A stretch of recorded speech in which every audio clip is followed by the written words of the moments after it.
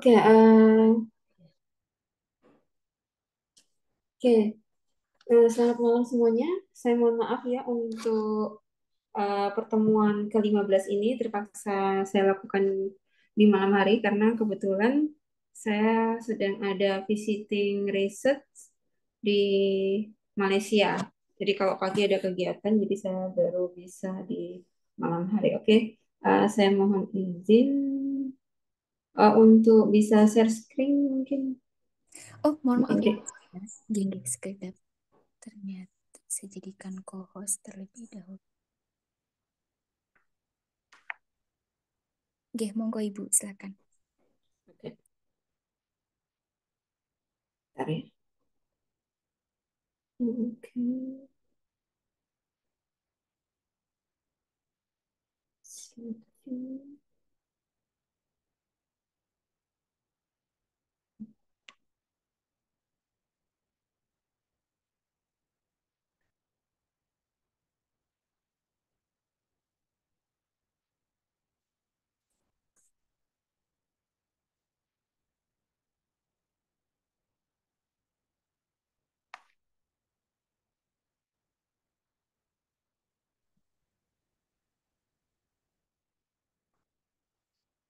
Saya mau jadikan slide view dulu.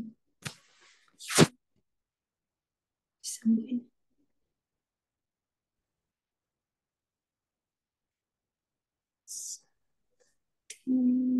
Bisa. Oke. Maaf ya. Bisa ini. Oke, saya besar aja. Jadi untuk pertemuan ke-15 ini kita akan membahas tentang protokol pertukaran kunci ya.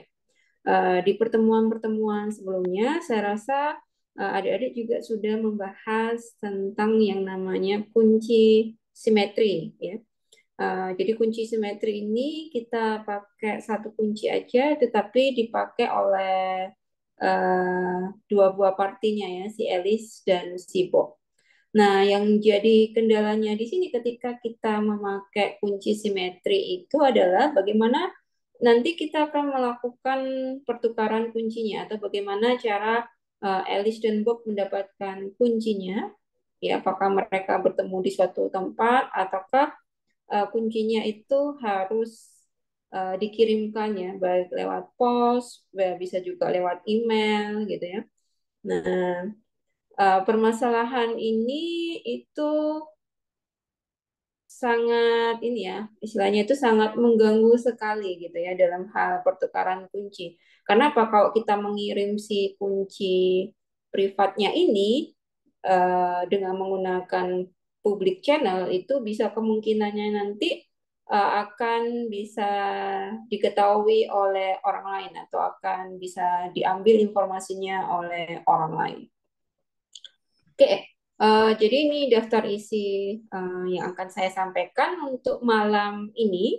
Ya, jadi yang pertama kita akan berbicara apa sih kriptografi kunci publik itu. Kemudian nanti akan ada sedikit gambar perbedaan antara kunci publik dan kunci privat yang sudah kita kenal sebelumnya. Kemudian yang kedua saya akan masuk ke grup siklik. Jadi grup siklik ini hanya overview aja ya, karena saya rasa sudah sedikit juga dijelaskan di pertemuan kedua ya oleh uh, Prof. Wahyuni. Kemudian masalah yang utama nanti adalah yang ketiga yaitu masalah logaritma diskrit dan juga akan ada pertukaran kunci publik di V. Hellman. Oke, ini yang seperti yang saya sampaikan tadi. Jadi kalau misalkan kita hendak bertukar pesan, misalkan kalau di kunci simetri ya, kalau misalkan di sini ada, uh, maaf ya ini saya pakainya. Oke. Jadi misalkan ada Alice,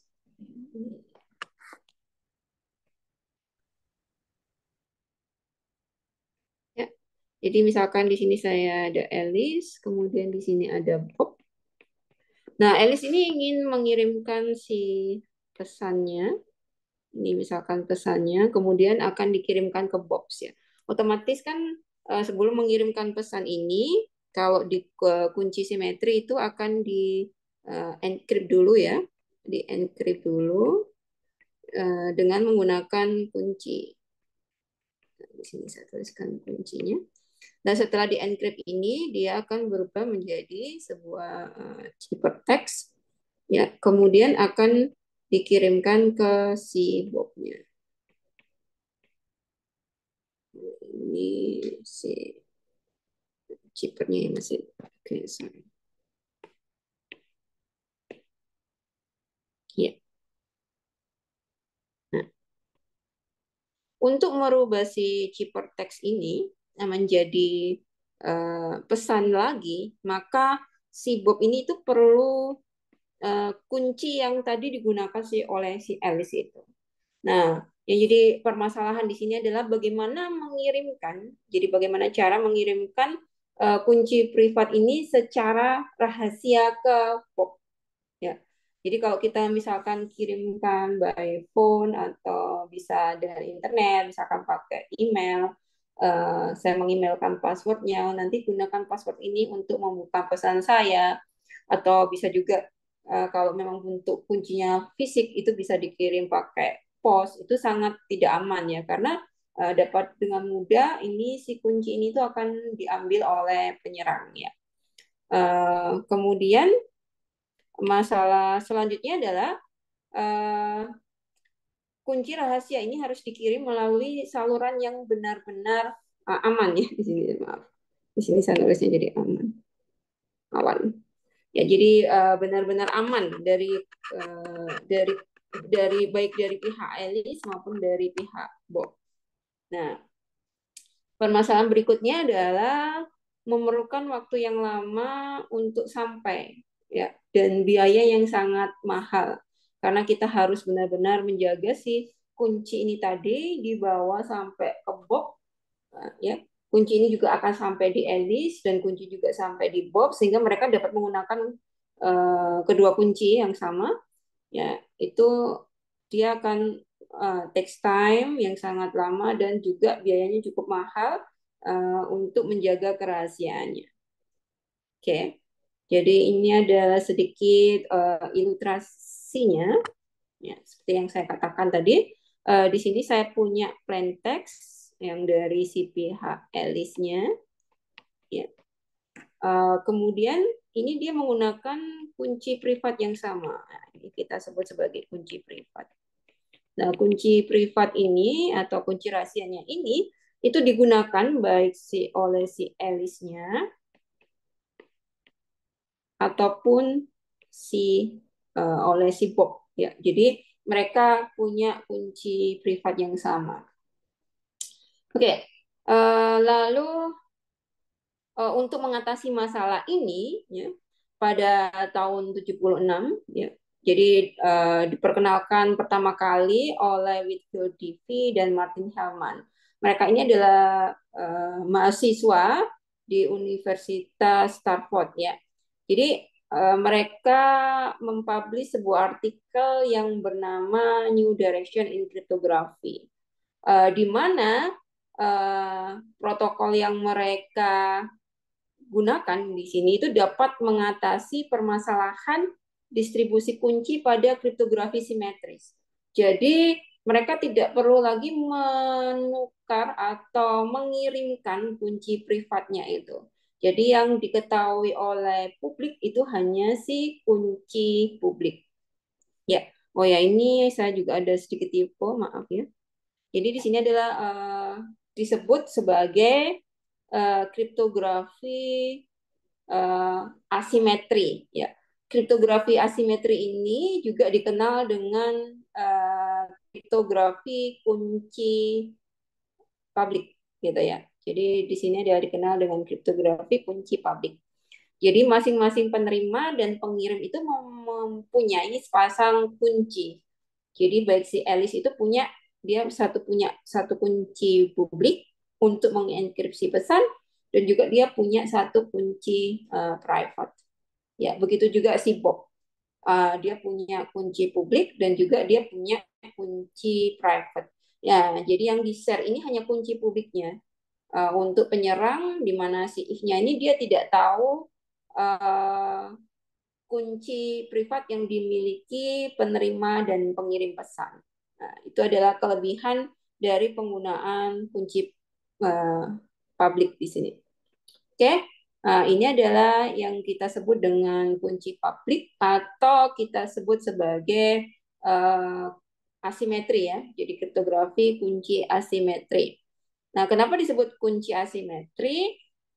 Karena apa? Karena untuk dia menggunakan kunci yang berbeda untuk proses enkripsinya. Ya, di sini dia menggunakan public key yang didapatkan, misalkan di sini saya punya Alice, saya di sini punya Bob. Jadi saya menggunakan public key yang didapatkan dari pihak si Bob. Ya. Kemudian di sini nanti dia decrypt-nya itu adalah dari secret key menggunakan juga campuran antara public key dan juga kunci privat yang dimiliki oleh si Bob ya, kemudian untuk digabungkan nanti akan dihasilkan dekripsi ya. Jadi di sini kita bisa lihat untuk enkripsinya itu dia menggunakan kunci hijau. Untuk proses dekripsinya di sini dia menggunakan kunci warna biru. Ya, makanya itu dia disebut sebagai asimetri karena dia menggunakan kunci yang berbeda. Ya. Beda dengan untuk yang simetri encryption di sini dia disebut simetri karena dia memang menggunakan kunci yang sama di sini, sama-sama kuncinya warna merah. Sama biru, sorry.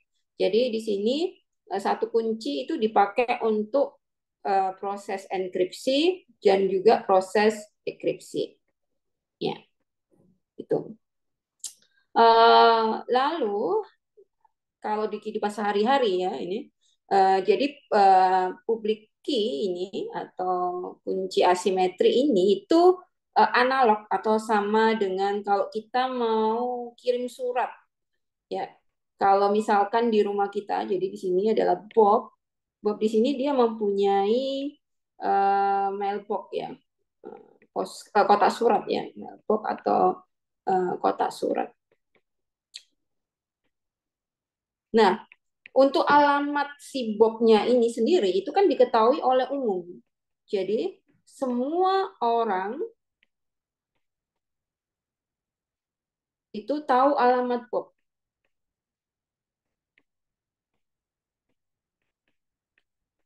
Ya, jadi tahu letak kotak suratnya itu di mana. Tapi yang bisa membuka si kotak suratnya ini atau mailbox-nya ini hanya si Bob yang punya kuncinya. Nah, Alice ini bisa langsung kirim, masukkan ke kotak surat si Bob-nya itu. Ya, jadi setiap orang juga bisa mengirimkan surat ke Bob, tapi hanya Bob saja yang bisa membuka si isi mailbox-nya itu. Ya. Jadi meskipun informasi alamatnya itu disebar secara umum, tapi tidak semua orang itu bisa melakukan akses ke dalam kotak surat si Bob karena yang punya kuncinya itu hanya si Bob saja. Nah, kemudian untuk amplop yang di Alice juga dia yang punya yang tahu isinya kan Alice ya. Kemudian tinggal dimasukkan aja ke kotak surat si Bob. Kemudian nanti Bob itu akan membuka kotak suratnya. Setelah membuka kotak suratnya, nanti dia akan bisa membaca pesan dari Alice. Tapi orang lain tidak bisa kalau dia tidak punya kunci milik si Bob-nya, ya. Tapi dia tahu, oh ini kotak posnya gitu. Tapi dia tidak bisa mengambil si surat Alice-nya karena dia tidak punya kuncinya. Nah, itu adalah analogi dengan yang kita sebut sebagai kunci publik kriptografi atau kriptografi asimetri. Oke, jadi ini adalah perbedaan secara ini ya dari kunci privat dan juga kunci publik. Jadi kunci privat itu biasanya digunakan pada kriptografi simetri, sedangkan kunci publik yang seperti yang saya sebutkan tadi itu biasanya digunakan pada kriptografi asimetri. Ya, jadi hampir selama sampai tahun 1976 itu dulu masih menggunakan kunci privat semua, kunci simetri semua.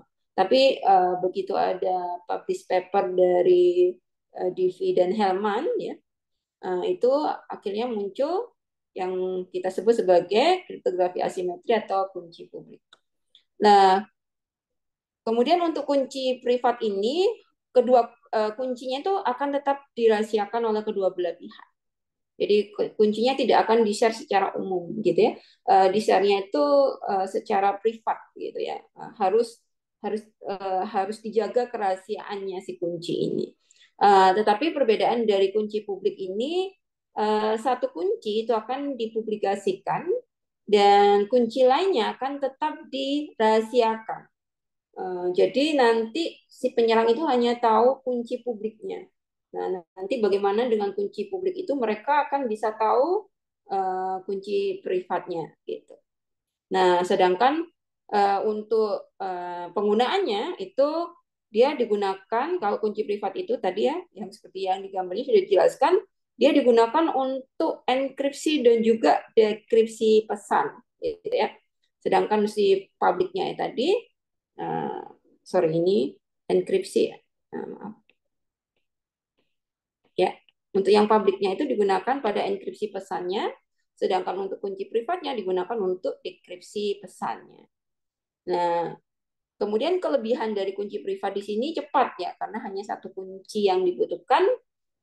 Sedangkan untuk kunci publik itu lambat karena butuh dua kunci, yaitu yang satunya tadi adalah kunci publik, yang kedua adalah kunci privat. Jadi kunci untuk proses enkripsi itu berbeda untuk kunci pada saat proses dekripsi. Oke, selanjutnya di sini saya akan masuk ke grup siklik ya. Jadi kita akan review ulang sedikit tentang grup siklik. Oke, di pertemuan kedua kalian sudah adik-adik sekalian ya, udah belajar tentang grupnya. Jadi grup itu adalah sebuah struktur aljabar di mana himpunannya itu dilengkapi dengan satu operasi biner. Ya. Itu yang kita sebut dengan grup.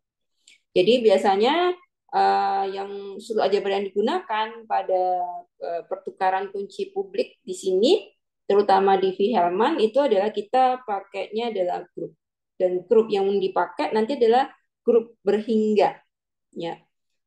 Jadi di sini misalkan kita punya G adalah grup, ya, maka banyaknya anggota dalam G itu dikatakan order dari G. Order dari G dan dinotasikan dengan ini ya, apa kayak pakai ini gitu ya. Jadi ini adalah order dari G atau banyaknya anggota di grup G. Nah, kemudian selain order dari grup, kita juga punya yang namanya order dari elemen. Jadi apa sih yang dimaksud dengan order elemen? Jadi kalau misalkan di sini saya punya G, itu anggota dari pada grup G, maka order dari G ini adalah bilangan bulat positif terkecil. Ya, sedemikian sehingga G kita pangkatkan dengan N itu akan sama dengan E. Ya. Kalau tidak ada N yang memenuhi, maka order dari G ini adalah tak hingga. Nah, untuk order, notasi order di sini saya pakainya O kecil ya. Kemudian dalam kurung adalah G. Ya, itu adalah tadi order elemen dan juga order dari grup. Oke, selanjutnya di sini kita punya yang namanya subgroup. Ya, subgroup yang dibangun oleh G. Jadi misalkan di sini saya punya G adalah grup, kemudian ada sebuah elemen G, ini adalah anggota dari grup G, ya, maka akan didefinisikan subgroup yang dibangun oleh G. Jadi G ini akan sebagai generatornya atau sebagai elemen pembangunnya yang kita notasikan ya, ini notasinya adalah notasi dari subgroup yang dibangun oleh G itu akan sama dengan G pangkat N ya untuk semua N-nya itu adalah bilangan bulat. Oke. Nah, selanjutnya Di sini juga saya hanya mereview ulang apa yang disebut sebagai grup siklik. Oh, ini ada sedikit kesalahan tipe, ya maaf ya. Jadi grup G dikatakan grup siklik jika ada sebuah elemen di G, ya boleh ada satu, boleh ada dua dan lain sebagainya, sehingga si G-nya ini akan sama dengan si subgroup tadi yang dibangun oleh G. Ya. Jadi akan sama dengan ini ya. Ya. Jadi ini akan sama dengan G pangkat N, itu setiap N-nya ini adalah elemen bilangan bulat. Ya. Dan G ini akan disebut sebagai elemen pembangun atau generator. Nah, jika G ini mempunyai order N, maka G disebut grup siklik order N. Dan jika G-nya ini mempunyai order tak hingga, maka G-nya ini disebut grup siklik tak hingga. Oke, selanjutnya di sini mungkin saya hanya mereview ulang, ya, mengingatkan kembali. Misalkan di sini saya punya Z2. Z2 ini adalah uh, itu ya, modulo 2. Jadi anggotanya itu adalah sisa pembagian dari 2, berarti di sini adalah 0 dan 1. Oke, kemudian di sini saya punya penjumlahan dan kita tahu bahwa Z2 terhadap penjumlahan modulo 2 ini adalah merupakan grup.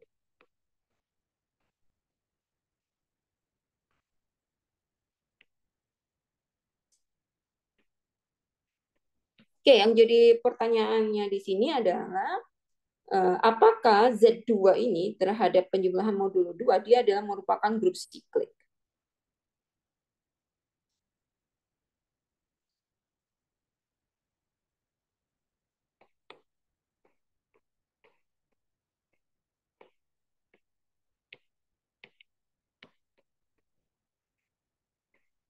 Oke, jika memang dia grup siklik, elemen pembangkunya itu siapa?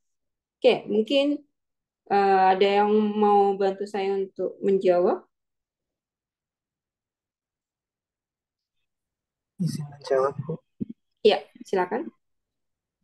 Uh, elemen kali Z2 itu elemen pembangkitnya satu karena uh, setiap elemen di Z2 itu bisa dinyatakan sebagai satu penjumlahan dari elemen satu itu sendiri. Jadi 0 itu sama dengan 1 ditambah 1 dan 1 sendiri sama dengan uh, sat, ya, 1 sendiri itu, Bu.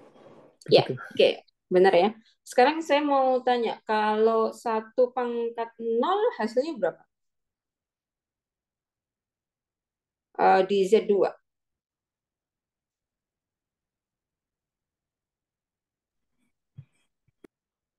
Oke, kalau misalkan saya ada pertanyaan nih, pertanyaan secara umum, secara general. Sekarang kalau saya katakan A pangkat 0, itu hasilnya berapa?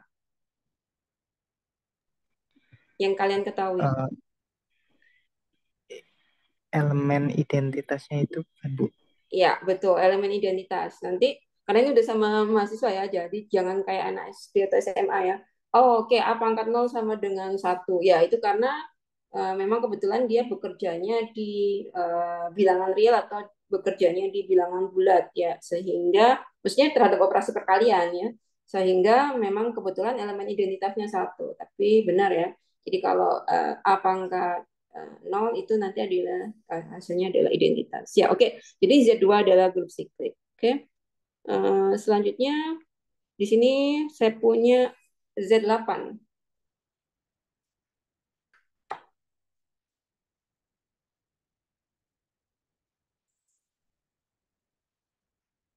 Kira-kira generatornya yang mana?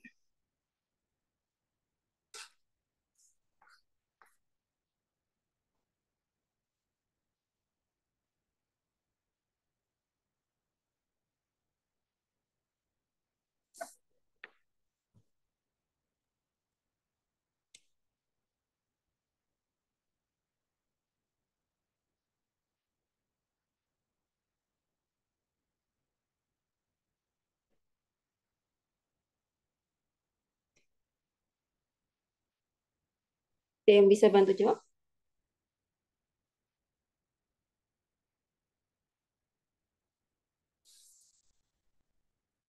Generatornya 1, 3, 5, dan 7. Oke, 1, 3, 5, dan 7. Kenapa? Karena misalkan 1 ordernya berapa berarti? 1 berarti ordernya 8. Ya, karena 1 itu dia bisa mengenerate Z8 kan ya. 1 Iya. pangkat 0 adalah 0, 1 pangkat 1, 1, 1 pangkat 2 itu berarti 1 tambah 1, 2, dan seterusnya. Ya, begitupun yang lainnya. Jadi di sini dia punya generatornya lebih dari 1. Oke, oke. Jadi kalau misalkan 1 di sini kan kita punya ya 1 pangkat 0, ini adalah 0, 1 pangkat 1 ini adalah 1, 1 pangkat 2 berarti adalah 2, dan seterusnya sampai 1 pangkat 7 ya. Ini adalah 7. Dan nanti 1 pangkat 8 dia akan balik lagi ke 0. Ya. Nah, lalu kalau 2, 2 di sini kalau misalkan saya pangkatkan 2 pangkat 0 berarti adalah 0, 2 pangkat 1 adalah 2, 2 pangkat 2 ini adalah 4 ya, karena 2 tambah 2. Kemudian 2 pangkat 3 ini adalah 6. Kemudian 2 pangkat 4 ini adalah 8. 8 berarti 1. 0. Ya, benar ya? 0. Oke. 2 pangkat 5 berapa? 2. Oke. 2 pangkat 5, 2. 2 pangkat 4, 8 ini 0 ya? 0. Oh, ya. Ya. Jadi dia tidak membentuk Z8. Jadi 2 ini bukan generator ya. Ya, jadi generatornya berarti dia yang ketika saya pangkatkan dengan bilangan bulat, nanti dia akan hasilnya akan membentuk Z8. Jadi itu nanti dia generator. Tapi kalau karena di sini dia sudah punya generator ya, salah satunya adalah 1, maka Z8 terhadap operasi penjumlahan modulo 8 di sini adalah merupakan grup siklik. Oke, contoh selanjutnya, ketika saya punya Z7, kemudian dengan operasi perkalian, ini apakah dia merupakan grup? Jadi Z7 itu di sini anggotanya adalah 0, 1, 2, 3, 4, 5, 6. Oke, apakah dia merupakan grup?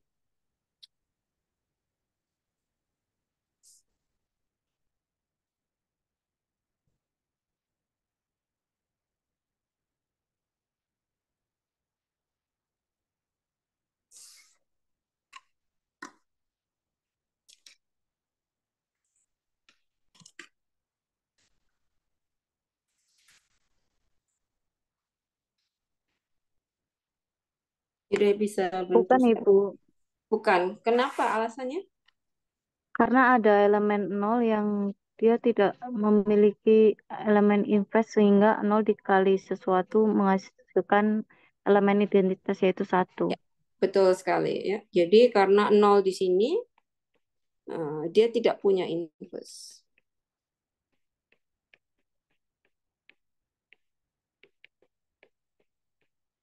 Oke, contoh selanjutnya di sini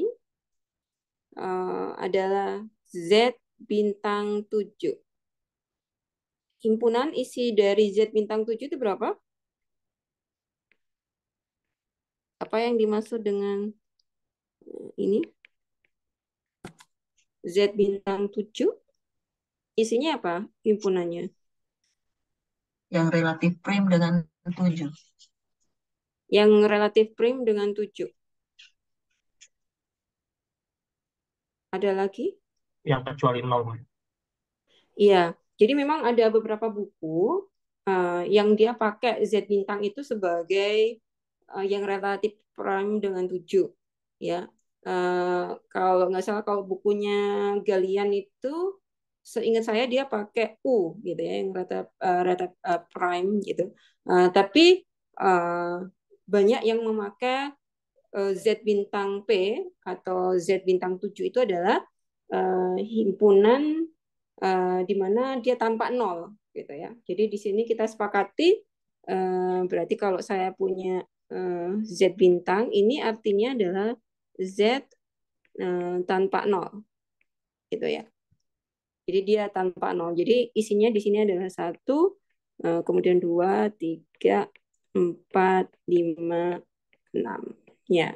Nah sekarang pertanyaannya ini apakah Z bintang 7 ini adalah dia merupakan grup.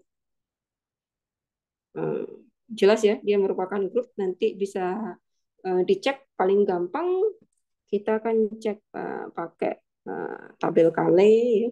Karena dia finite nanti tinggal dikalikan aja kalau misalkan dia tertutup, asosiatif, kemudian dia mempunyai identitas, lalu dia setiap elemennya punya inverse, maka dia dikatakan grup. Nah, yang jadi pertanyaannya adalah di sini apakah si Z bintang 7 ini terhadap operasi perkalian dia adalah merupakan grup siklik. Dan jika dia merupakan grup siklik, generatornya itu yang mana? Bisa coba untuk dikerjakan?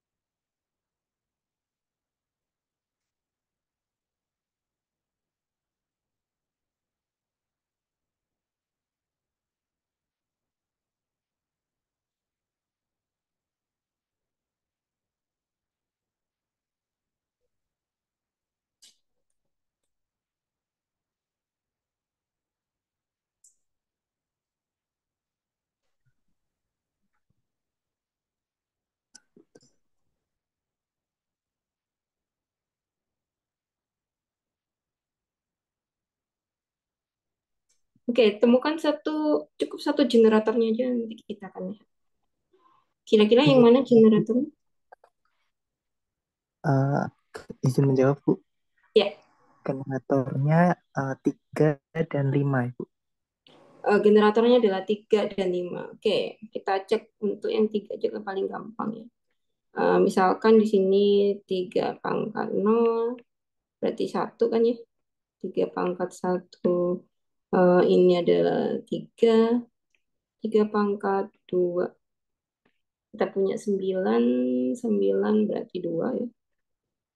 3 pangkat 3 berapa?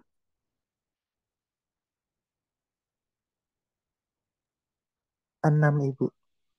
Oke, 6. Kemudian 3 pangkat 4. 4. Oke, 4. Karena 2 kali 2 ya. 3 pangkat 5. 5. 5. Ya, oke. Udah hampir ya 3 pangkat 6. 12. 1. Oke, berarti yang kurang, berarti ini sudah 1, 2, 3, 4, 5, 6 ya. dia udah balik lagi ya nih. Jadi dia tiga ini mengenerate si Z7 tanpa nol. Ya. Jadi memang dia adalah generatornya ya. Oke, lalu ini yang paling saya punya lagi aja. Kalau misalkan saya punya Z4 terhadap operasi perkalian modulo 4. Pertanyaannya adalah apakah dia grup siklik?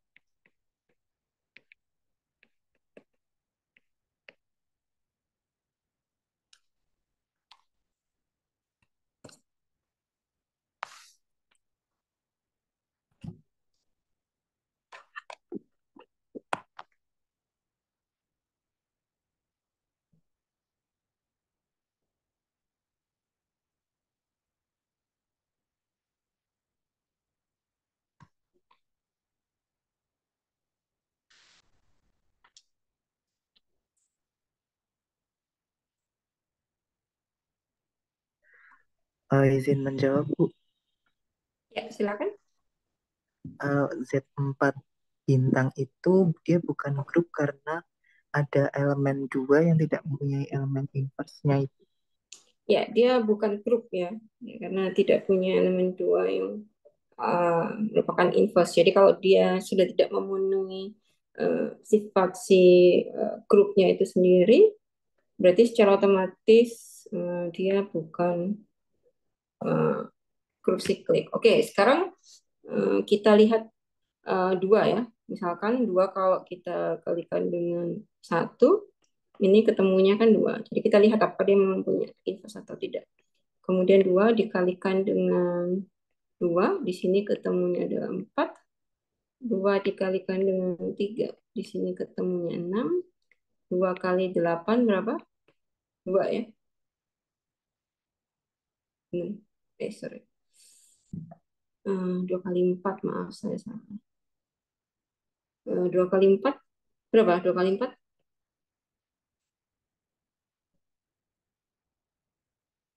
8. 8 modulo 4, 0. Berapa? 2 Iya, kali Bu. 4, 0. Ya, 0 ya. Ya bener kan? 0 ya. 0 nggak ada kan ya? 0 nggak ada. Itu juga bisa mungkin dia grup. Kemudian 2 pangkat 5, 10, 2. Balik lagi seterusnya.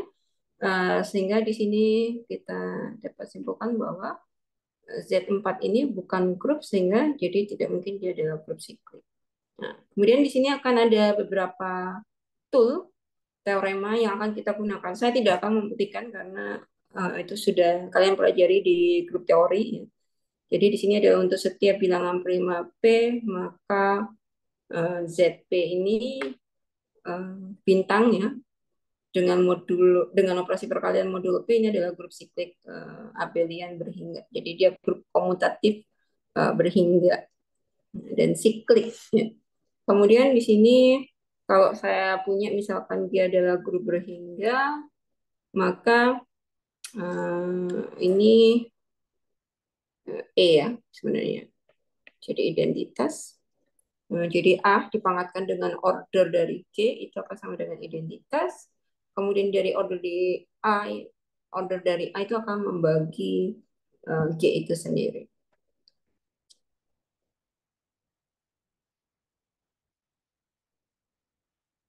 Nah, ini mungkin akan saya lewati, nanti bisa kalian kerjakan ya.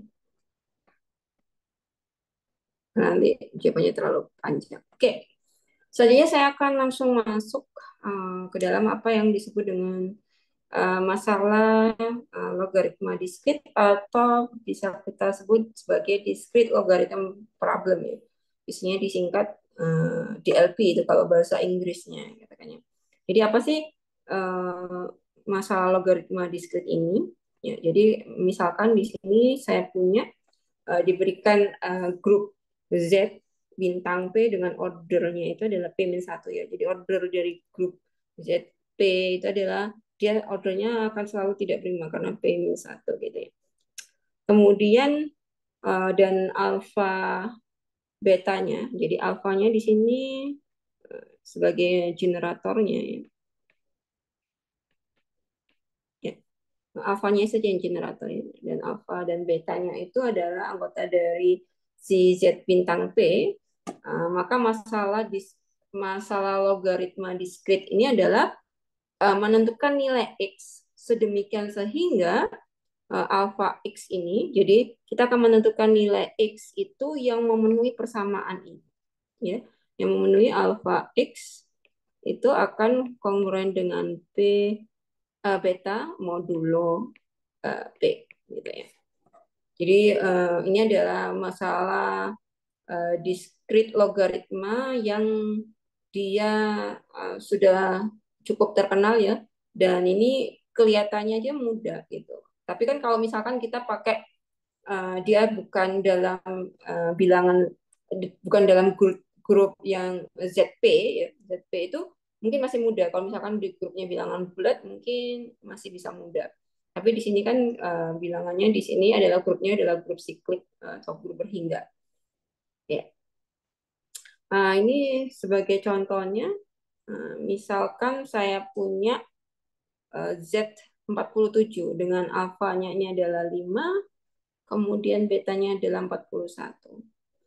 Tentukan nilai X-nya sehingga nanti 5 pangkat X itu akan kongruen 41 modulo 47. Oke, saya ingin kalian mencoba untuk mencari si nilai X-nya ini. Berapakah nilai X-nya ini? Coba saya kasih waktu sebentar.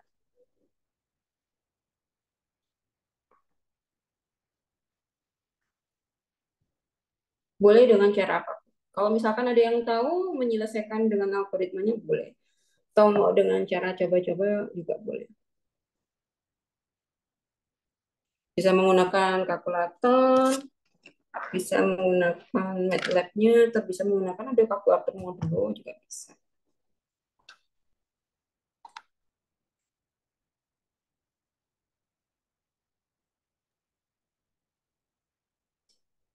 X-nya 15. Oke, X-nya 15 ya. Nah, itu tadi caranya seperti apa? Dihitung pakai Excel. Pakai Excel ya. Ya. Oke. Ini kalau misalkan kita kecil ya. Coba kalau misalkan apa ya? Misalkan generatornya itu panjang atau bilangannya besar, itu kan akan susah ya. Tapi kalau misalkan masih kecil itu masih bisa kita coba-coba ya. Misalkan, oke, X-nya sama dengan 1, nanti apakah sama dengan 41? Enggak ya. X sama dengan 2 sampai nanti baru ketemu X sama dengan 15 ya. Jadi di sini adalah X sama dengan 15. Nah, jadi masalah diskrit, masalah logaritma diskrit ini sebenarnya masalah yang sangat cukup lama ya. Dia ditemukan algoritmanya untuk memecahkan si masalahnya ini, akan tetapi itu masih belum efisien. Jadi kenapa masih belum efisien? Ya nanti kalau misalkan ditemukan komputer kuantum, tapi sebenarnya mungkin sudah ada yang sudah punya yang cuma tidak dipublish. Nah itu nanti masalahnya akan sangat mudah untuk diselesaikan. Tapi untuk saat ini hingga saat ini masih algoritmanya itu kompleksitasnya masih tinggi waktu yang diperlukan. Oke, jadi ini ada beberapa algoritma. Saya tidak menjelaskan secara detail di sini. Kalau kalian ingin tahu apa yang disebut dengan Seng Baby Step, Giant Step untuk mencari nilai X-nya, kemudian Polatro Method itu, buku yang bagus itu sudah saya cantumkan di sini ya. Jadi kalian bisa gunakan ini bukunya Sian itu tentang quantum attack on public key cryptography. Jadi dia ini membahas tentang cara attack untuk RSA juga di situ dibahas. Kemudian menyelesaikan permasalahan discrete logarithm problem itu juga di situ dibahas dan lain sebagainya. Jadi buku ini cukup bagus karena banyak contoh-contoh soalnya gitu ya. Jadi nanti kalau misalkan kalian ingin mempelajari lebih lanjut tentang quantum attack pada public key crypto system itu bisa baca bukunya ini. Saya rekomendasikan sekali. Oke, saya lanjut. Jadi ini ada beberapa, ya, jadi saya tidak jelaskan, saya hanya overview aja. Kemudian saya akan masuk ke DV Hellman. Tapi sebelum masuk ke DV Hellman, di sini saya akan coba mengilustrasikan bagaimana sih, kenapa si DV Hellman ini tuh bisa bekerja. Oke.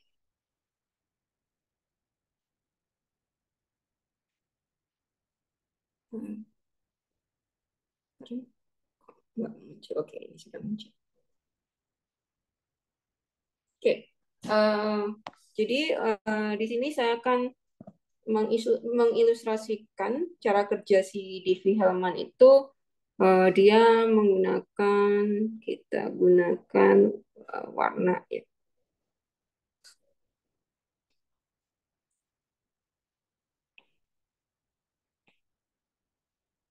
Nggak bisa. Mungkin bisa pakai ini.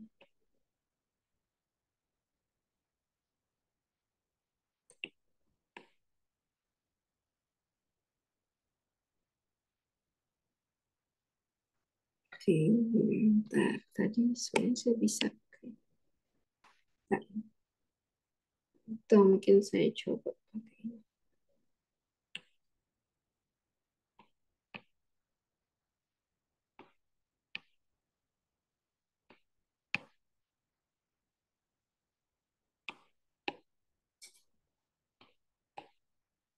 Nah, saya ganti warna putih dulu supaya bisa kelihatan.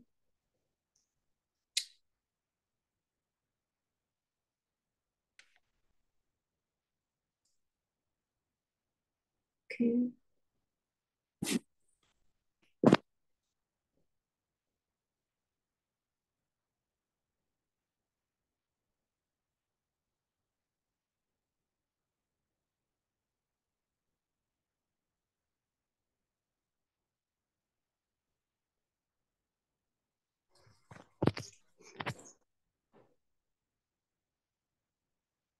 Oke.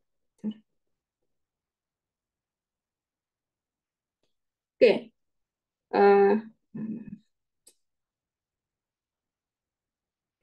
Sini saya punya misalkan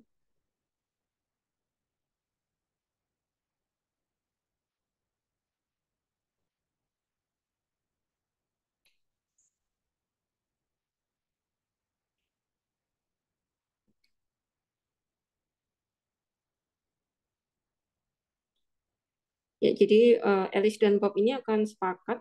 Nah, di sini saya punya, bentar, ini saya hapus dulu.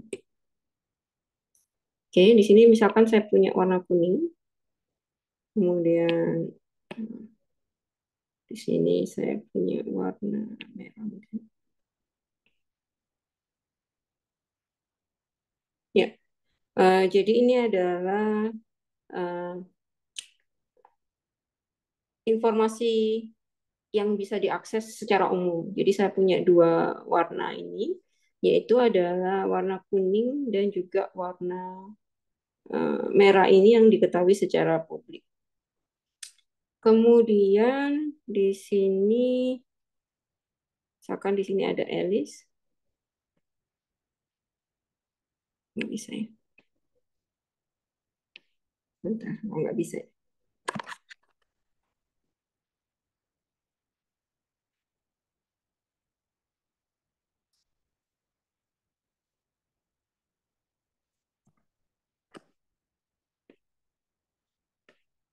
Jadi saya nggak mau. Nah, saya coba yang lain. Saya coba ini, kira-kira bisa nggak?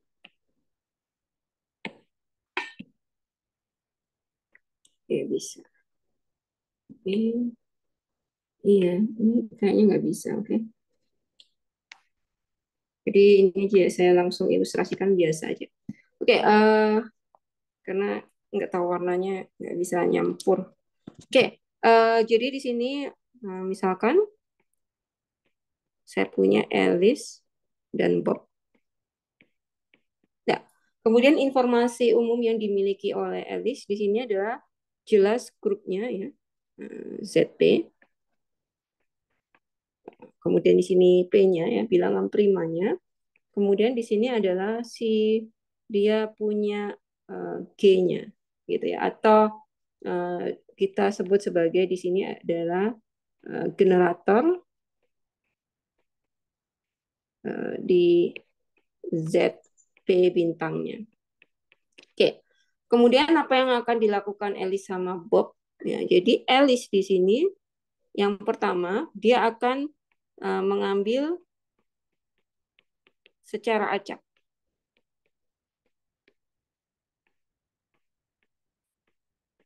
Cek ya. Bilangan bulat positif yang terletak antara, jadi ini misalkan saya ambil A, dia letaknya di sini adalah antara 1 dan juga P-1. Gitu ya. Bob juga seperti itu. Bob akan ambil secara acak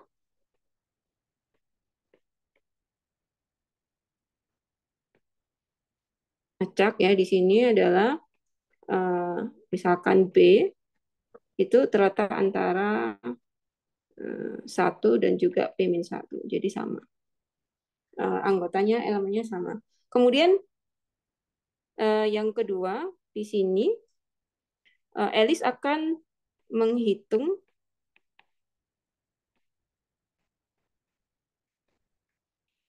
misalkan di sini saya umpamakan sebagai U ya.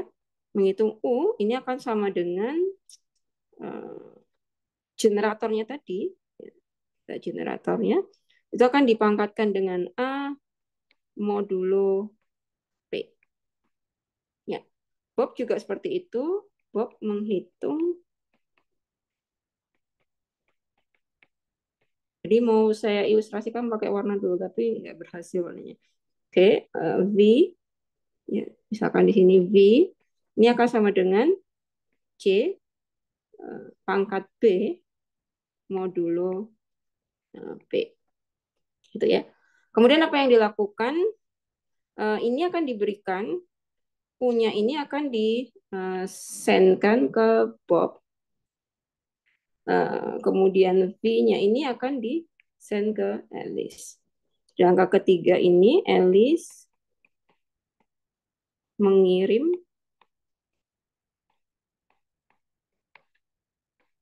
U ya, ke Bob.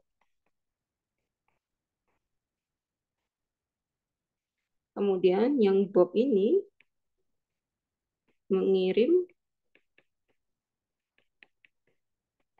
V ke Alice. Nah, U sama V-nya ini yang kita sebut sebagai kunci publik karena nanti dia kan ditukarkan atau dikirimkan melalui public channel ya. Sehingga orang lain dapat mengaksesnya. If tahu, penyerang-penyerang yang lain juga tahu nanti U sama V-nya. Tapi yang akan tetap di keep secret itu adalah A sama B, gitu kan ya. Nah, kemudian yang keempat di sini, Alice akan menghitung kunci privatnya.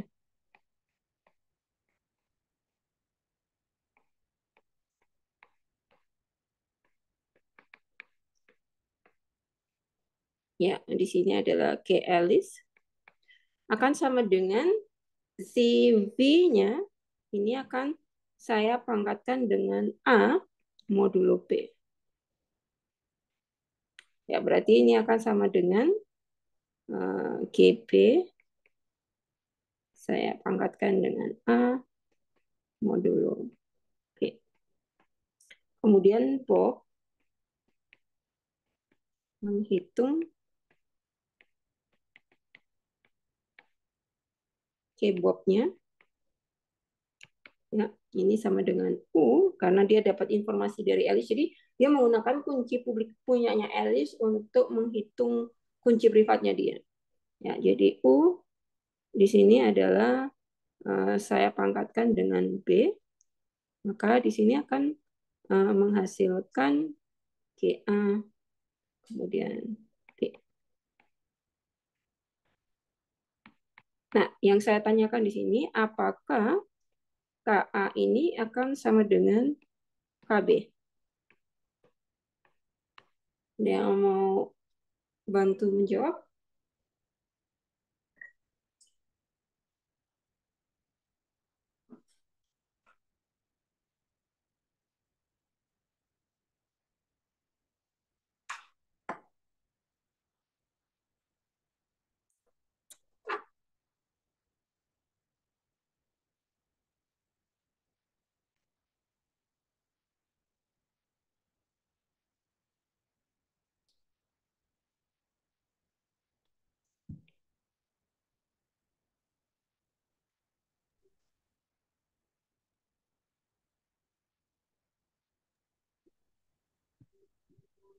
Izin menjawab, Bu.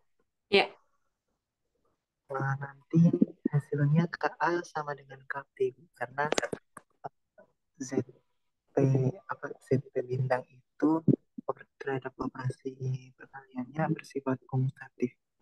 ya betul. Karena kan dia bersifat komutatif ya. Kemudian B sama A-nya itu kan tadi adalah anggota dari si ZP-nya.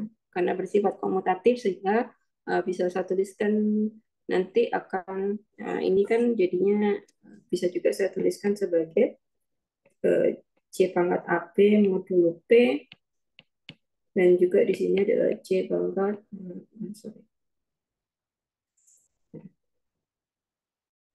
Ya, bisa seperti ini kan ya. Jadi nanti dia akan menghasilkan kunci yang sama. Oke, saya balik lagi ke slide-nya. Nah, slide saya tadi. Oke.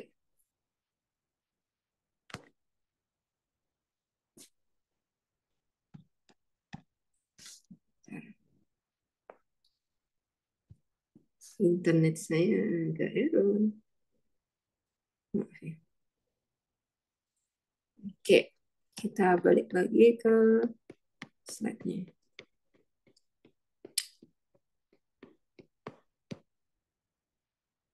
Oke, jadi ini ya, secara general, jadi Alice dan Bob itu sepakat dengan bilangan prima B dan juga generator V. Nah, sekarang yang ingin saya tanyakan, if, anggap aja penyerangnya ini adalah kita kasih nama if ya, if atau Charlie gitu ya. Nah, bisa siapapun mau kasih nama. Nah, informasi apa saja yang diperoleh oleh if? Bisa disebutkan di sini?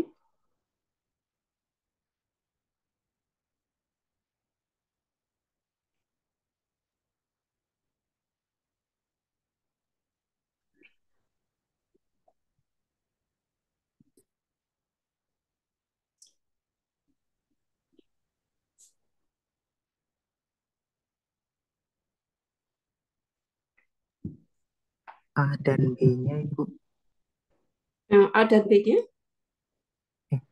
Eh, informasi yang orang semua tahu dari protokol Diffie-Hellman ini apa saja kira-kira?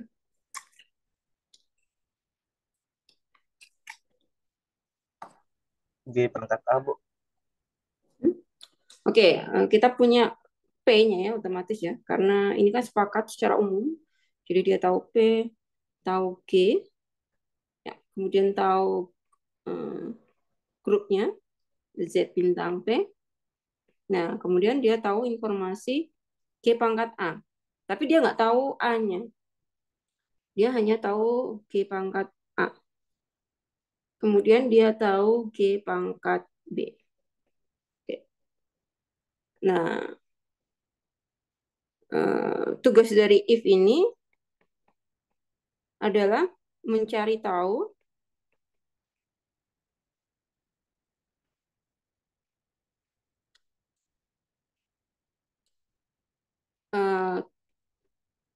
K-nya atau kuncinya atau dengan kata lain di sini adalah dia mencari tahu G pangkat A sama B. Nah, sedangkan dia sudah tahu G-nya, tapi dia tidak tahu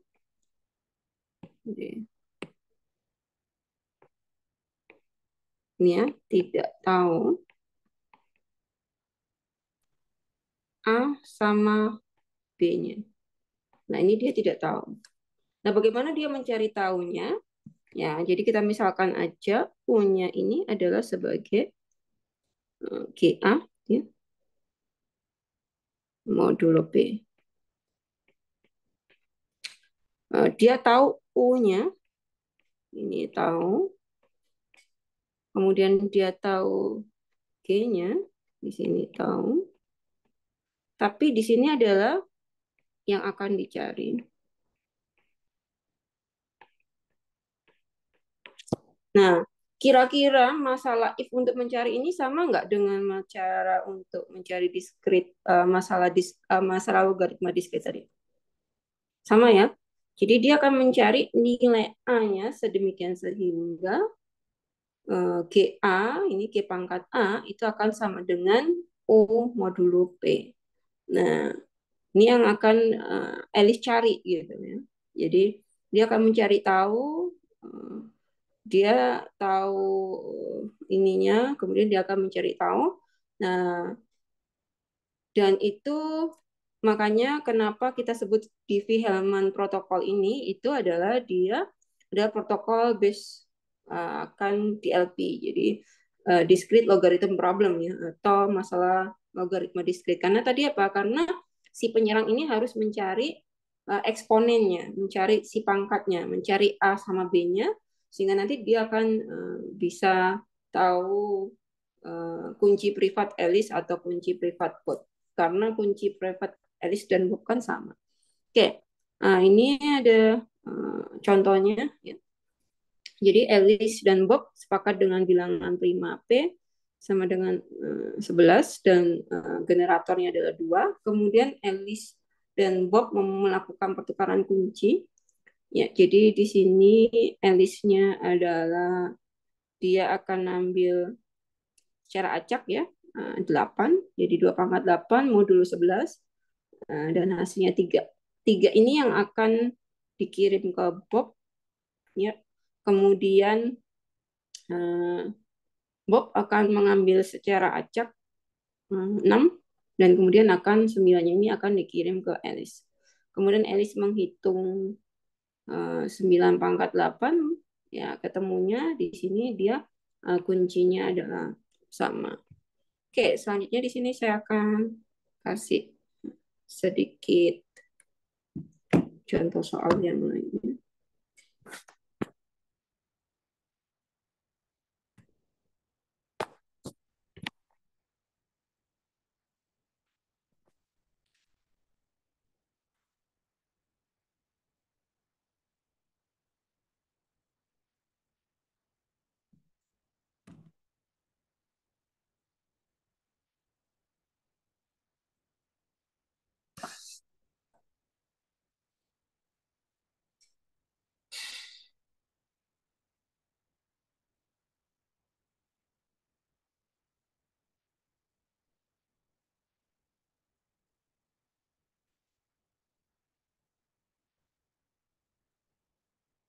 Oke, sebentar. Kira-kira pakai oke.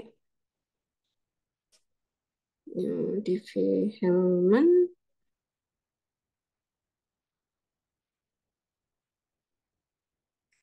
Oke, saya ingin bagi jadi 2 grup ini. Kita masih ada waktu 30 menitan mungkin ya. Atau 20 menit. 30 menitan. Oke, sebentar. Kita akan bekerja di Z11 ya. Kenapa?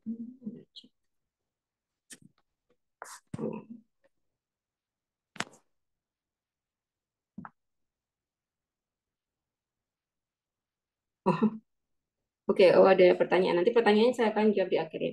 Oke, di sini akan saya bagi menjadi 2 grup. Ya. Tapi caranya gimana ya? Atau dimasukkan ke breakthrough room aja ya. Oke, kita akan sepakat aturannya. Ini kita cepat aja. Aturannya, jadi kita akan tetap bekerja di Z11.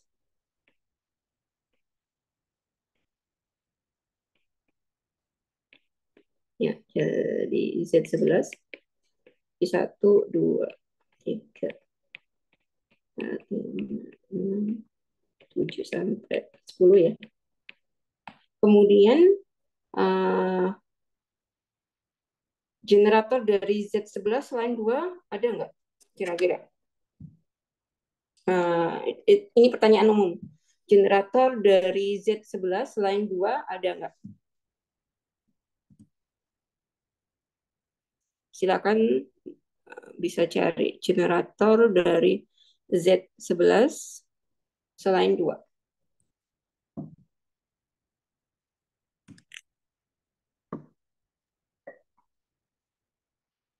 Bisa. Siapa? 6. Oke, 6. kita sepakati ya. Berarti kesepakatannya adalah P-nya adalah sama dengan 11. Kemudian di sini kita akan sepakati G-nya di sini adalah 6. Oke.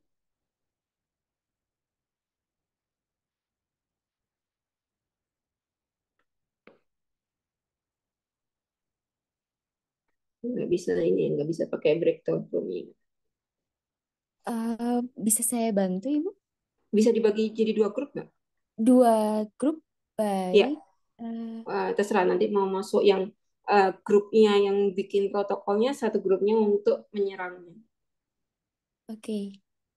Itu saya sudah membuat 2 grup, bisakah? Saya settingnya partisipan Ya, langsung memilih. ya. Jadi nanti silakan bikin. Jadi ada 2 grup, satunya itu bikin protokolnya. Nanti grup yang bikin Divi Helmanya itu silakan nanti kalian hanya share untuk G pangkat A-nya sama G pangkat B-nya. Nah, tugas dari grup yang satunya adalah mencari berapakah nilai A sama B yang dipilih oleh grup yang pertama. Jadi ada 2 grup. Grup yang pertama itu adalah dia akan membagikan informasi, jadi G pangkat A ya sama G pangkat B kepada grup yang kedua. Jadi tugas dari grup yang kedua itu adalah nanti mencari A dan B-nya. Kemudian nanti akan dicocokkan apakah ketemu nanti hasil kuncinya. Gitu. Oke, silakan tadi kita sepakati P-nya 11, G-nya sama dengan 6. Nanti akan saya lihat di grup 1 dia milih A sama B-nya. Dipersilakan kepada peserta untuk bisa memilih mau room 1 atau room 2. Di room 2 sudah ada 2 peserta. Oke, room 1 sekarang sudah bertambah menjadi 3, 4, 5. Oke. Ya. Silakan dibagi separuh ya, jangan sampai ke room 1 semua atau ke room 2 semua. Bebas. Baik, saya bantu. Jadi room 2 nanti nunggu informasi GA sama GB-nya dari saya. Baik, baik.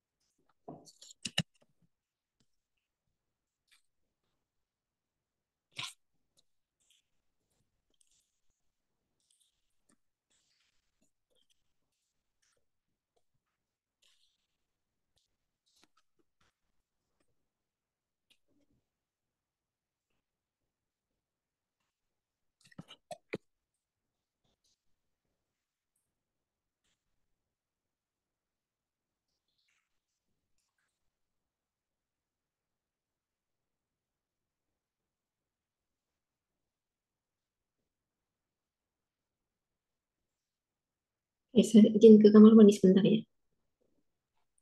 Oke, Ibu.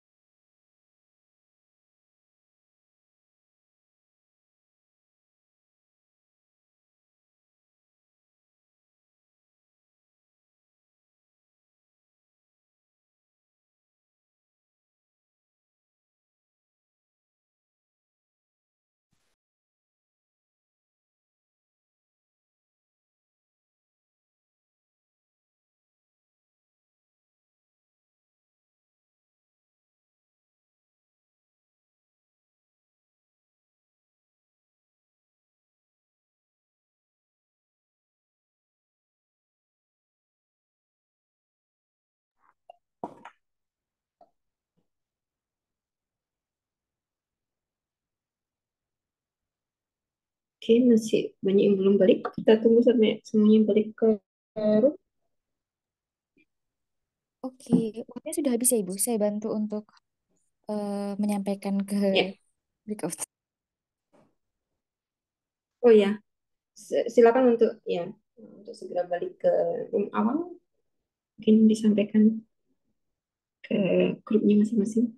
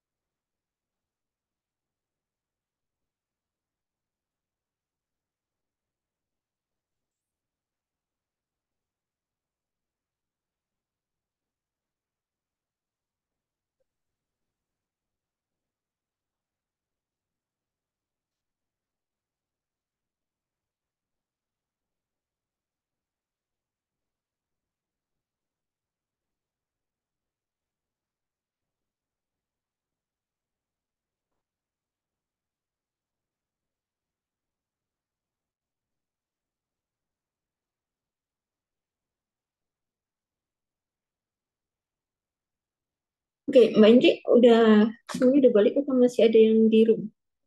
Akhirnya saya tutup breakout, jadi langsung kembali dalam Oh, oke. 20 Siap. detik. Iya. Oke, sekarang saya ingin tanyakan untuk yang grup kedua. Eh, ya, yang grup kedua ya tadi.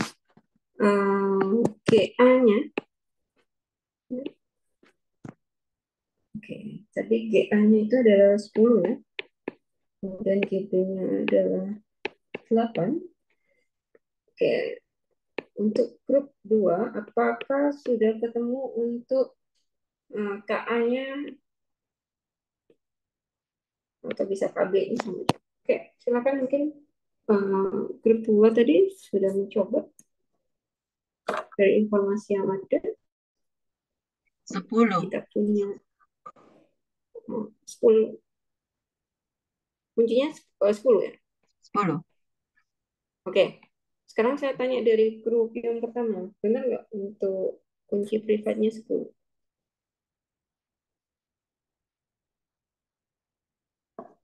Tadi siapa yang di grup pertama? Grup pertama apakah kunci privatnya 10? Betul, Ibu. Oke, betul ya. Jadi mungkin kalau angkanya masih kecil itu kita masih bisa menggunakan yang namanya brute force, atau kita masih menggunakan Excel lah, kita masih menggunakan MATLAB atau kalkulator-kalkulator yang lain. Tapi kalau misalkan dia uh, nanti P-nya ya, primanya itu bisa besar, atau A-nya itu bitnya panjang gitu ya. Ini kan tadi kan P-nya masih bitnya 1, kemudian A-nya juga maksimumnya nanti sorry, P-nya kan masih bitnya 2 ya. Kemudian nanti kalau misalkan P-nya udah bitnya banyak sedikit, itu nanti akan sedikit lebih susah untuk mencari uh, eksponennya. Oke, sekarang mungkin sampai di sini dulu saya akhiri ya. Mbak Indri, waktunya sesi pertanyaan, mungkin ada pertanyaan. Baik, terima kasih Ibu Ani atas pemaparan materi yang telah disampaikan. Kemudian, mohon maaf tadi untuk yang di chat ternyata Iya, sudah. itu kita udah hilang lagi. Iya, betul.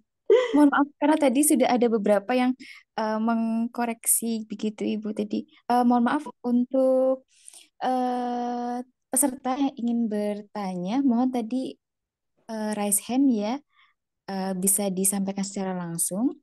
Atau jika kondisi tidak memungkinkan, silakan boleh eh, diketik dalam kolom chat, nanti akan dijawab oleh Ibu Ani. Dipersilakan.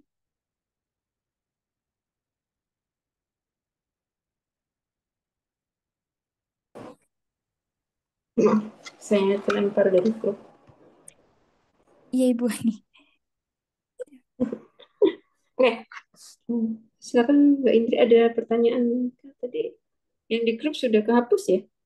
Iya, mohon maaf Ibu, saya belum sempat copy di notepad, ternyata sudah Oh ya, terhapus. oke, tidak apa. Mungkin dari sini ada pertanyaan. Oke, absensi belum katanya.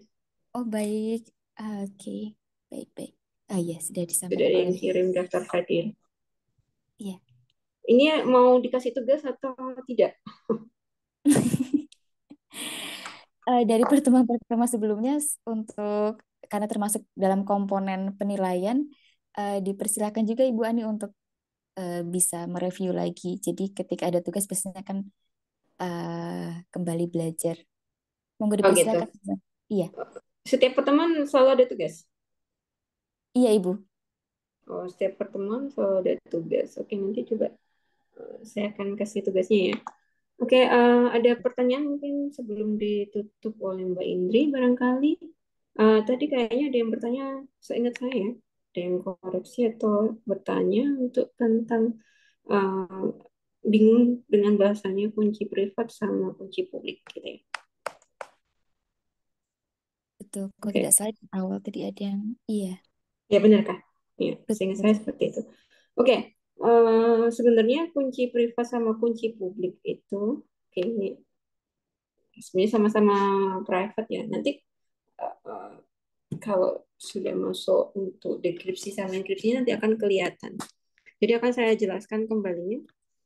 Di kunci simetri, ya, di kunci simetri di sini kita hanya menggunakan kunci privat aja atau secret key yang ini tidak dibagi ke khalayak umum.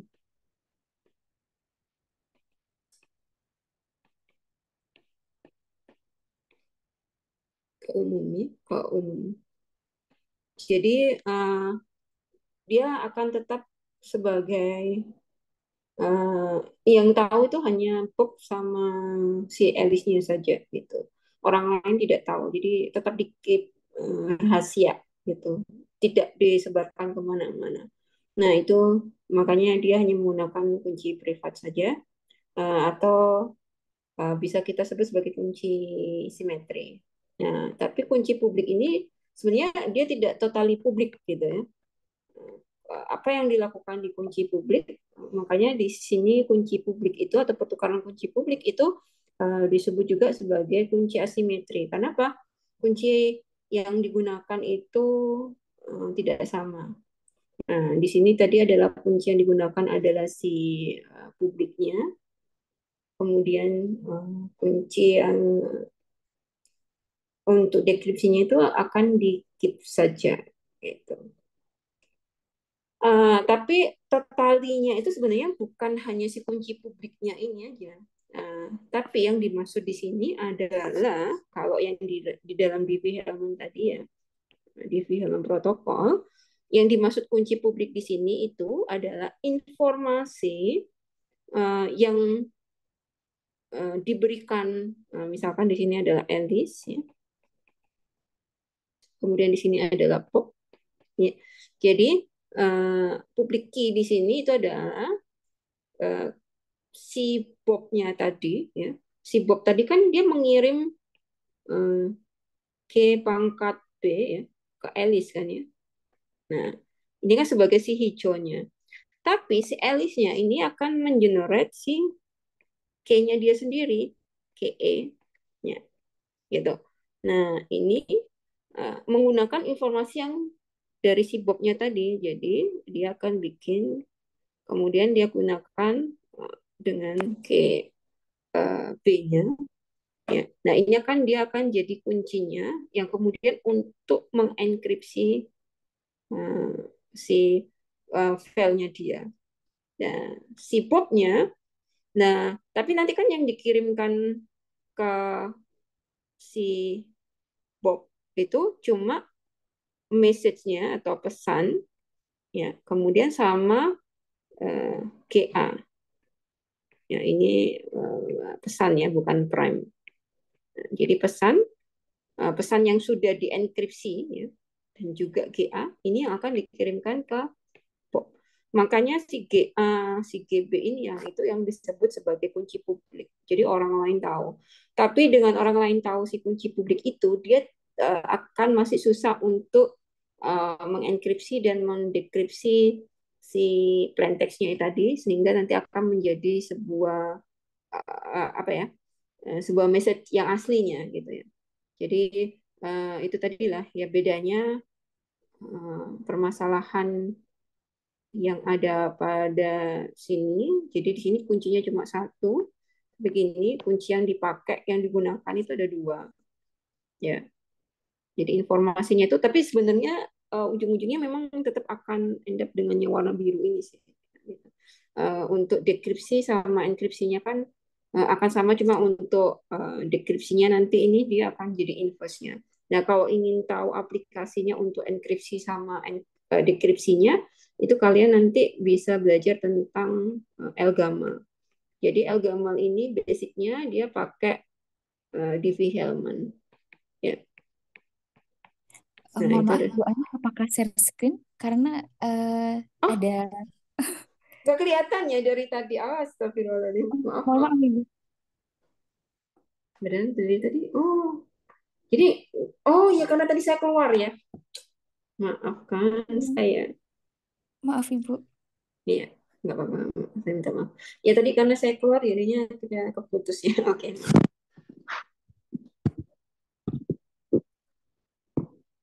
Oke, saya ulangi. Jadi mungkin akan ada sedikit perbedaan istilah yang membingungkan di sini.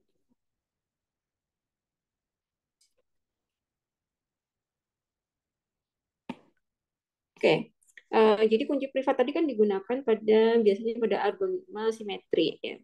Kita lihat di sini, ini kuncinya tetap sama. Kenapa disebut sebagai private? Karena dia di sini uh, tetap dijaga kerahasiaannya. Dia tidak disebarluaskan, dia tidak dikirimkan via public channel atau dan lain sebagainya. Pengirimannya juga melalui rahasia gitu ya, supaya orang tidak tahu. Makanya disebut kunci privat dan yang dipakai cuma satu. Ya. Kemudian bedanya dengan kunci publik atau pada asimetri key di sini, saya hapus dulu.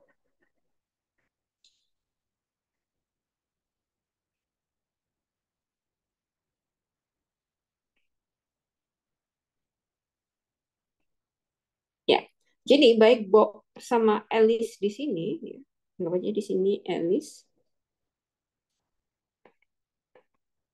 Ya, di sini adalah Bob. Baik Alice sama Bob ini tuh dia punya sepasang kunci.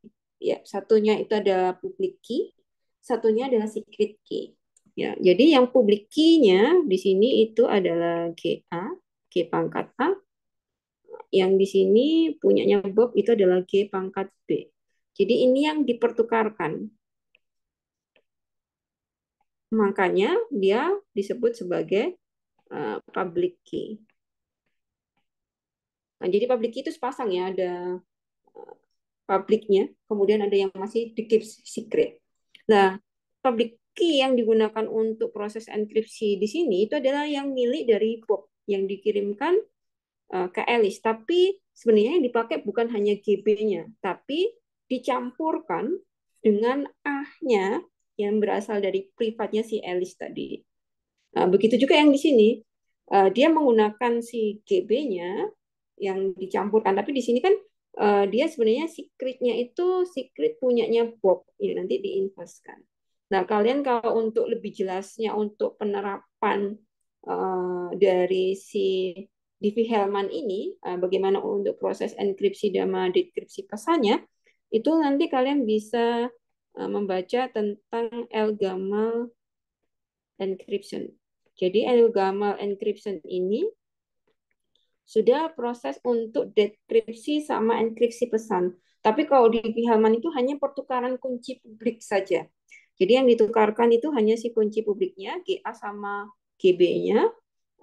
Tapi meskipun hanya melakukan pertukaran kunci publik, ternyata mereka end up atau mereka berakhir dengan memiliki kunci yang sama. Ya. Nah, itu adalah fungsi dari si Gamal. Dia tanpa memberikan kunci privat, tanpa menukarkan kunci privat, hanya melakukan pertukaran kunci publik, tapi mereka punya kunci yang sama. Tapi untuk penerapannya, untuk lebih jelasnya, prosesnya nanti kalian bisa lihat di El-Gamal encryption. Ya, itu nanti akan lebih jelas karena El-Gamal encryption itu dia pakai ini.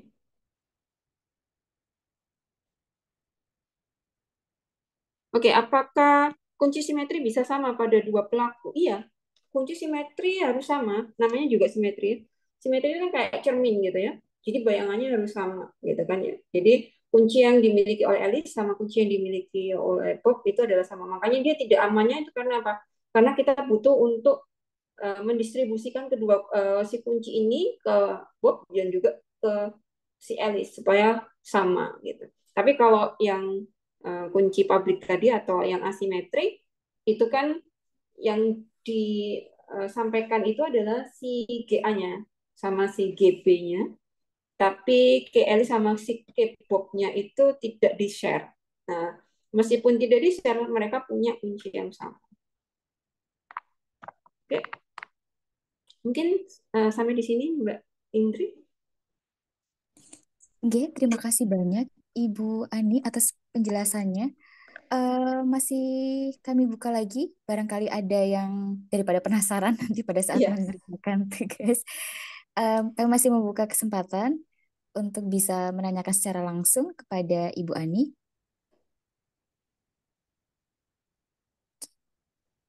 Baik, apakah sudah cukup? Iya, Oke, nanti tugasnya saya kasihkan ke Mbak Indri ya. boleh, Besok. nggak siap. Iya, Ibu, terima kasih banyak. Baik, karena waktu sudah menunjukkan pukul 20 lewat 16 dan Ibu Ani juga perlu istirahat. Dan terima kasih banyak ya Ibu Ani Ya, sudah saya juga meluangkan terima waktu. kasih dan mohon maaf ya malam-malam jadi. Tidak apa-apa Ibu, terima kasih banyak. Materinya sangat luar biasa dan memberikan pengetahuan baru, khususnya bagi adik-adik yang baru saja mungkin baru mendapat untuk aljabar linear elementer seperti itu, tetapi sudah diperkenalkan kaitannya dengan kunci private dan kunci publik ini. Baik, atas nama panitia, kami mengucapkan permohonan maaf yang sebesar-besarnya atas berbagai kekurangan, atas berbagai kesalahan, dan kepada Bapak Ibu serta seluruh peserta Indo MS School, besok akan kembali untuk mengikuti sesi ke-11 yang akan disampaikan oleh Ibu Profesor Wamiliana. Jadi, terakhir kami konfirmasi beliau besok akan siap pada pukul 9 pagi dan mudah-mudahan tidak ada perubahan. Untuk materi kami juga masih menunggu konfirmasi dari beliau. Nanti jika sudah dikirimkan kami akan share di grup peserta. Begitu juga untuk rekaman dan juga tugas nanti akan segera kami share di dalam grup peserta. Terima kasih banyak, sehat selalu untuk Ibu Ani, sukses untuk kegiatan visiting kampusnya dan sampai jumpa kembali di lain kesempatan. Terima kasih banyak Ibu Ani, kami tutup Iya, untuk terima perkuliahan kasih. hari ini. Wassalamualaikum warahmatullahi wabarakatuh. Terima kasih banyak semuanya. Terima kasih Ibu Ani, terima kasih Bapak dan Ibu semuanya. Oke.